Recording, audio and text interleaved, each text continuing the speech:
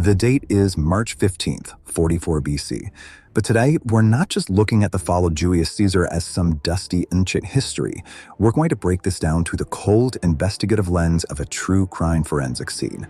Because when you look closely at the events of that morning, the crime scene tells a very specific and deeply chilling story. 23 blades found Julius Caesar that morning. But here is the staggering paradox of this crime scene. Out of all the strikes, only one of those wounds was actually fatal. The other 22, they weren't accidents, they definitely weren't blind panic. They reveal a calculated conspiracy where 60 men agreed beforehand that no single hand would bear the guilt of killing a god all by itself. Every single man was made complicit. This was not chaos, this was design. Part 1. The Dictator. To understand why this happened, we have to go back. For almost 500 years, the Roman Republic was built on one strict, unbreakable rule: no kings. Their absolute greatest fear was a single man holding absolute power. Yet by early 44 BC, Julius Caesar completely broke that rule. He was granted an unprecedented title, Dictator Perpetuo, Dictator forever. Not just for 6 months during a crisis, which was the old law, forever. He controlled the treasury, the army, the senate, and when Mark Antony publicly offered Caesar a royal crown at a festival, well, even though Caesar refused it, just the mere rehearsal of that act terrified the Roman elite. They decided right then and there, he wasn't going to get another chance. Part 2, the circle forms. Quietly, within the shadows of the Senate, a man named Gaius Cassius Longinus began building a plot. Cassius harbored this deep, burning hatred for Caesar. And ironically, it stemmed from Caesar's own policy of clementia, or mercy. See, Caesar made a habit of pardoning his defeated enemies instead of executing them. But for proud Roman senators like Cassius, being forced to owe Caesar their lives, it was completely humiliating. That forced gratitude quickly festered into bitter hatred. When we compare our key suspects, Cassius and Brutus, we see they share a lot.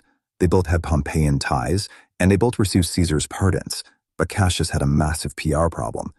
The conspiracy desperately needed the symbolic weight of Marcus Junius Brutus. Brutus had an ancestor who famously overthrew Rome's last king 500 years earlier. By getting the Brutus name attached, the assassins could frame this murder not as some petty, jealous crime, but as the righteous restoration of the Republic. Part 3. The warnings. The final hours before the murder are incredibly gripping because of the sheer volume of dire warnings Caesar simply ignored. The night before, his wife Calpurnia, who was uncharacteristically terrified, had a vivid dream that he was murdered right in her arms. By morning, Caesar actually hesitated to leave the house. But Decimus Brutus, a trusted friend who, it turns out, was secretly in on the plot, manipulated him. He mocked the 6 heirs just to get Caesar out the door. Just look at the severity of this omen from the morning sacrifice. The animal was found entirely without a heart. I mean, in Roman religion, there was zero ambiguity about this. It meant absolute, unmitigated disaster. Yet, Caesar just dismissed it. Why? Most likely because turning back would have made him look weak and superstitious in front of the Senate. Part 4. The Note. This is perhaps the most tragic missed opportunity of the entire morning. A man named Artemidorus physically pushed his way through the crowded street, holding a parchment. And that parchment contained the exact plot and a full list of the conspirators' names. He thrust it directly into Caesar's hand, pleading, "Read this now, Caesar. It concerns you alone." But Caesar, completely surrounded by petitioners, simply folded it unread, figuring he'd look at it later. The truth was quite literally in the palm of his hand. Part 5. The Walk. On his final approach, Caesar actually spots the soothsayer Spurina in the crowd. Caesar mockingly calls out, "The Ides of March have come." Spurina simply answers, "They have come that they have not gone." And that incredible hubris led to a fatal miscalculation.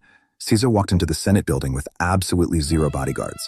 He had previously dismissed his military guard as a show of confidence, so he walked entirely unprotected into a room full of 60 waiting assassins. Part 6. The Floor. The conspirators didn't just attack as a wild, screaming mob. They used formality as a weapon. They crowded around Caesar, pretending to support a petition from Tullius Cimber. Suddenly, Cimber grabs Caesar's toga and violently pulls it down. Caesar shouts, Why? This is violence. Then Casca delivers a trembling first strike. Caesar actually fights back. He stabs Casca with his metal writing stylus, but then the circle closes in, and through the telas, he sees Brutus, a man he truly loved, with a drawn dagger. At that exact moment, Caesar stops fighting. He covers his head with his toga and just resigns himself to the blades. The irony of where he fell is just staggering. Caesar's body landed, shrouded in his own toga, right at the base of the statue of Pompey, the very rival he had defeated years earlier in the civil wars. The conspirators stood over his bleeding body, filled with the triumphant false belief that by striking down this one man, they had just saved the Republic. Part 7, the body. Immediate terror overtook the streets as non-conspirator senators fled in total panic. But the real chaos?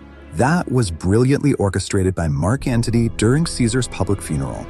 Antony stood before the massive crowd and read Caesar's incredibly generous will aloud. Every single Roman citizen received money, 75 drachmas, and his sprawling private gardens were open to the public forever. Combining the shock of this will with a rotating wax effigy that explicitly showed all 23 brutal stab wounds, the greeted mob just erupted. They were so enraged they literally tore apart the forum and burned the Senate House to the ground. Part 8. The Reckoning. The brutal fallout proved that this assassination didn't restore peace at all. It ignited a ruthless shift in power. Remember that unread note in his hand, the ignored warnings? Well, the chaos that followed brought about exactly what the assassins claimed they were preventing. Contrast Caesar's fatal policy of mercy with the actions of his successors, Antony and Octavian. They instituted the proscriptions. These were bloody death lists condemning thousands of senators and equestrians. Anyone connected to the killers, or frankly just wealthy enough to rob, was targeted. This included the grim fate of the great orator Cicero, whose head and hands were nailed to the speaker's platform in Rome. Part 9. What Rome became.